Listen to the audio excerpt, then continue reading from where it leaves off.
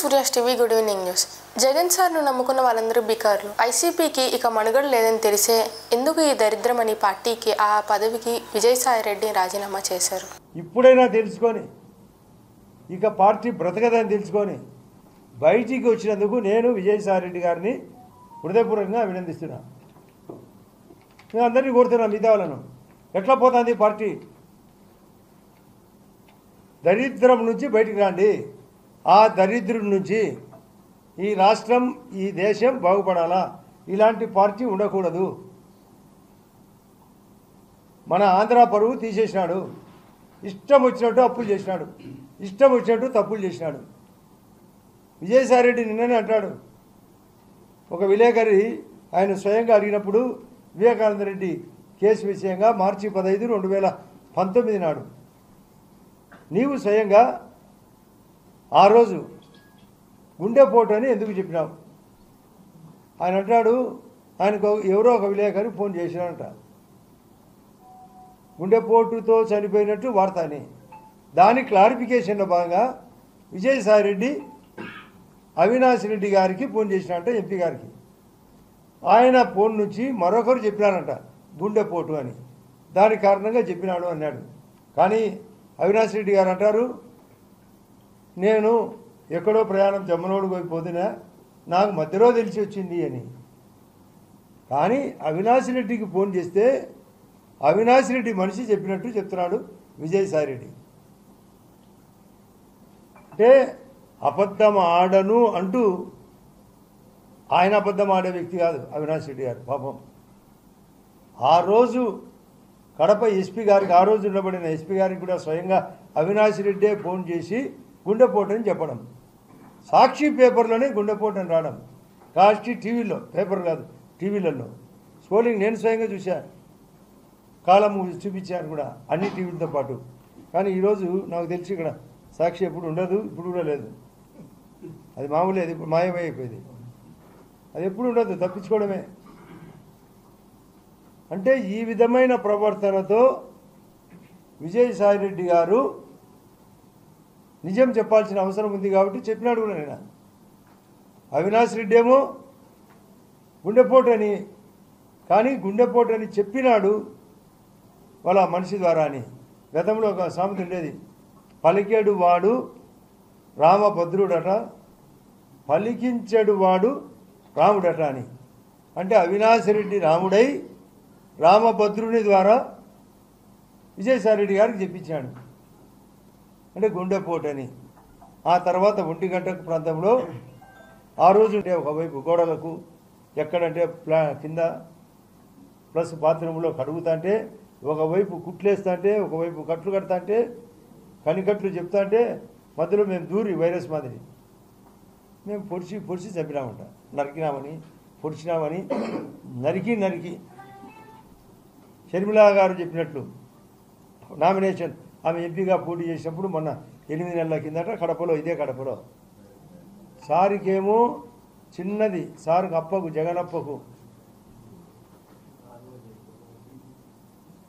జగనప్పకు రెప్పకు దెబ్బ తగిలితే అది హత్య, పొడిచినట్టు హత్యా ప్రయత్నం. వాళ్ళ చిన్నాయన్ను స్వయంగా నరికి చెబితే మాత్రం గుండెపోటు. ఆమె స్వయంగా చెప్తుంది, షర్మిలా గారే, మేము చెప్తున్నాం. ఏంది ఇది, ఎక్కడికి పోతుంది ప్రయాణం? విశాఖ ఉక్కును కేంద్రం సహాయంలో సెట్ చేస్తామని మంత్రి నారా లోకేష్ ప్రకటించారు.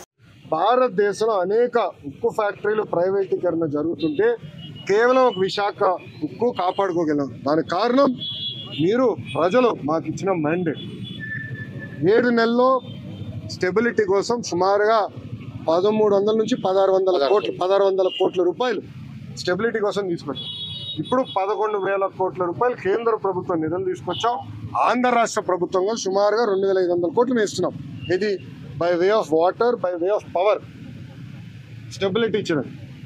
సో ఉక్కు ఫ్యాక్టరీలో ఉన్న ఉద్యోగస్తులను కూడా కోరేది ఏంటంటే, ఇది 2వసారి మన కేంద్ర ప్రభుత్వం బెయిలౌట్ ఇస్తుంది. మొదటిసారి ఇట్లనే ఎన్డీఏ ప్రభుత్వంలో తెలుగుదేశం పార్టీ భాగస్వామ్యం అయినప్పుడు ఆనాటి ప్రధానమంత్రి వాజ్పేయి గారు సుమారుగా 13,000 కోట్లు ఇచ్చారు, 1,300 కోట్లు ఇచ్చారు. ఇప్పుడు 11,000 కోట్ల రూపాయలు ఇస్తున్నాం. ఇదంతా మనం దేశం కోసం అది తిరిగి ఇవ్వాల్సిన బాధ్యత ఉంది. ఇదంతా ఎక్విటీ రూపంలో వస్తుంది, అప్పు కింద కాదు, మొత్తం ఎక్విటీ రూపంలో వస్తుంది. కానీ ఉక్కు ఫ్యాక్టరీ ఉద్యోగస్తులు కూడా నేను కోరేది ఏంటంటే కష్టపడతాం, డివిడెండ్ల ద్వారానో ఉద్యోగాల ద్వారానో తిరిగి దేశానికి మనం చెల్లిద్దామని నేను కోరుతున్నాను.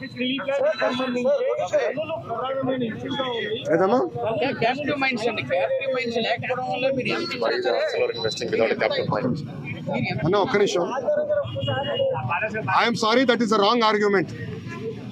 ఈరోజు ఆర్సిలర్ మిత్తలు క్యాప్టివ్ మైన్ లేకుండా ఇన్వెస్ట్ చేస్తుంది, ఎన్ఎండిసితో టైఅప్ అయ్యి క్యాప్టివ్ మైన్ లేకుండా వాళ్ళు ఇన్వెస్ట్ చేస్తున్నారు కదా.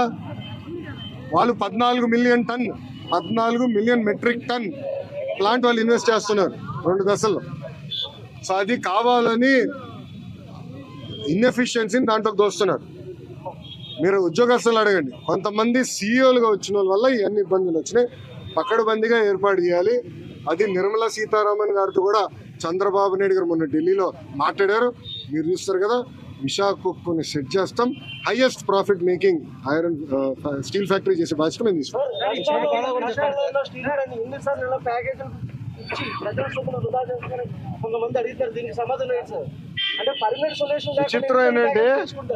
విచిత్రం ఏంటంటే చేయకపోతే ఏమో ప్రైవేటీకరణ మీరే అడుగుతారు, ఇస్తే ఏమో ప్రజల డబ్బు వృధా చేస్తారు. అన్నా ఒక మాట, విశాఖ ఉక్కుకి చాలా ఎమోషనల్ అటాచ్మెంట్ ఉంది ఆంధ్ర రాష్ట్ర ప్రజలకు. ఆనాడు విశాఖ ఉక్కు ఆంధ్రుల హక్కు అని ఎంతోమంది త్యాగాలతో విశాఖ ఉక్కు ఏర్పడింది. కొంతమంది అధికారుల ఇన్ఎఫిషియన్సీ వల్లనే, మళ్ళీ ఐఎమ్ రిపీటింగ్, కొంతమంది అధికారుల ఇన్ఎఫిషియన్సీ వల్లనే ఆ ఉక్కు ఫ్యాక్టరీ ఇలాంటి పరిస్థితికి వచ్చింది. లేదంటే it is one of the highest profit making. విశాఖకు ఉన్న టెక్నాలజీ కూడా అద్భుతమైన టెక్నాలజీ. అన్నా నేను హైదరాబాద్ ఇల్లు కట్టుకున్నప్పుడు విశాఖ స్టీలే వాడా, ఇప్పుడు అమరావతిలో ఇల్లు కట్టబోతున్నా విశాఖ స్టీలే వాడతా, ఎందుకంటే నాకు నమ్ముకుంది ఆ స్టీల్ క్వాలిటీ. కొంచెం కూర్చో, క్వాలిటీ పైన నాకు నమ్ముతుంది, అంటే అంత మంచి టెక్నాలజీ ఉంది విశాఖ. కొంతమంది లీడర్షిప్ వల్ల దెబ్బతిన, అది నిర్మలా సీతారామన్ గారితో కూడా చర్చ జరిగింది. పకడ్బందీ లీడర్షిప్ని మేము తీసుకొస్తాం, దాని దారిలో పెడతాం, డివిడెండ్ ద్వారా ఉద్యోగాల ద్వారా మళ్ళీ దేశాన్ని తిరిగి సీఎం చంద్రబాబు దావోస్ పర్యటన గ్రాండ్ సక్సెస్ అయిందని మైలవరం ఎమ్మెల్యే వసంత అన్నారు. దావోస్ లాంటి ప్రపంచ వేదికల మీద కూడా వెళ్ళి అక్కడ పెట్టుబడిదారులతో మాట్లాడి ఈ రాష్ట్రాన్ని తిరిగి పట్టాలెక్కిస్తా ఉంటే చూడలేక ఓర్వలేక ఒకనాడు దావోస్ వెళ్ళి పబ్జీలు ఆడుకొని అక్కడెక్కడ బజ్జీలు దొరుకుతాయా లేదా ఆంధ్ర భోజనం ఎక్కడ దొరుకుద్దా అని చెప్పి స్వెటర్లు వేసుకొని తిరిగిన వ్యక్తి 74 సంవత్సరాల వయసులో చంద్రబాబు నాయుడు గారు ఆయన ఇక్కడ మన దగ్గర ఏ రకమైనటువంటి ఆహారం ఎంత ఉంటారో అక్కడ కూడా అదే రకమైన బట్టలే తప్పితే ఏమీ లేకుండా -6 degrees టెంపరేచర్ లో కూడా ఆయన ఉదయం నుంచి రాత్రి దాకా 4 రోజులు పర్యటన అత్యంత విజయవంతంగా అతి ఎక్కువ మంది వైఎస్ఆర్ ప్రభుత్వంలో 5 సంవత్సరాల కాలంలో ఆయన కలిసిన మొత్తం పారిశ్రామికవేత్తలతో పోల్చిన దానికంటే కేవలం చంద్రబాబు నాయుడు గారు 6 మాసాలు 7 మాసాల్లో కలిసిన పారిశ్రామికవేత్తలు 2 3 ఉండేదానికి అవకాశం ఉంది. అది వారికి రాష్ట్రం పట్ల ఉన్న చిత్తశుద్ధి. ఖచ్చితంగా ఇదందరూ గమనించాలి, గుర్తించాలి. మునిగిపోయే పడవ వైఎస్ఆర్ కాంగ్రెస్ పార్టీ. ఖచ్చితంగా త్వరలో మిగిలిపోయిన లీడర్లు ఎవరన్నా ఉంటే నా లెక్క ప్రకారం అయితే 3 నుంచి 6 మాసాల లోపల లీడర్లందరూ బయటకు వస్తారు. చివరకు మిగిలేది 2వ కోవ వాళ్లే. వాళ్ళతోనే ఆ పార్టీ సమాప్తం కాబోతా ఉందని చెప్పి తెలియజేస్తూ ఈ రాష్ట్రంతో పాటు కూటమి ప్రభుత్వ ఆధ్వర్యంలో మైలవరం నియోజకవర్గంలో కూడా అన్ని సమస్యలకి పరిష్కారం చూపుతూ సమగ్రంగా అభివృద్ధిలో ముందుకు తీసుకెళ్తామని తెలియజేస్తూ ధన్యవాదాలు. ఏపీకి లేని హైదరాబాద్ తెలంగాణ దగ్గర ఉందని టీజీ సీఎం రేవంత్ రెడ్డి వ్యాఖ్యానించడంపై చంద్రబాబు స్పందించారు. Hyderabad is ours and that we have Hyderabad, he says, and he says Andhra Pradesh is lacking in some sort of way. No, what I am saying, Hyderabad is for Telugu community. I created for the community, not for some people. If some people are thinking like that, I don't know. But everybody is thinking only it is for the society. I am proud of my community, that is Telugu community. That is what I told. చాలా సార్లు చెప్పింది, మళ్ళీ ఒక జన్మ ఉంటే తెలుగు వాడిగా పుట్టాలని చెప్పాను. ఎందుకు అంత ప్రోయాక్టివ్గా ఉంటారు తెలుగు వాళ్ళు? ప్రపంచం అంతా స్ప్రెడ్ అయ్యి నెంబర్ 1గా తయారయ్యారు. Indians, yes, I like Indian family sentiments, Indians' capability, everything. At the same time, trendsetters are Telugu people. Why? నా పార్ట్ కూడా దీంట్లో కొంత ఉంది. ఎన్టీఆర్ ఆత్మగౌరవాన్ని ప్రమోట్ చేస్తే ఆత్మవిశ్వాసాన్ని ప్రమోట్ చేసి టెక్నాలజీ ఆయుధం వాళ్ళ చేతల్లో పెట్టాను. ఈరోజు ప్రపంచం అంతా వెళ్ళిపోయి చేస్తాం. విజయవాడ నుంచి గుంటూరు వెళ్తున్న సమయంలో దారిలో బైక్ ప్రమాదంలో గాయపడ్డ యువకుడిని చూసి వెంటనే కారు ఆపి అతనికి ప్రథమ చికిత్స అందించి వెంటనే 108కి కాల్ చేసి ఆసుపత్రికి పంపించిన గౌరవనీయులు రాష్ట్ర ఆహార పౌర సరఫరాల శాఖ మంత్రి శ్రీ నాదెండ్ల మనోహర్.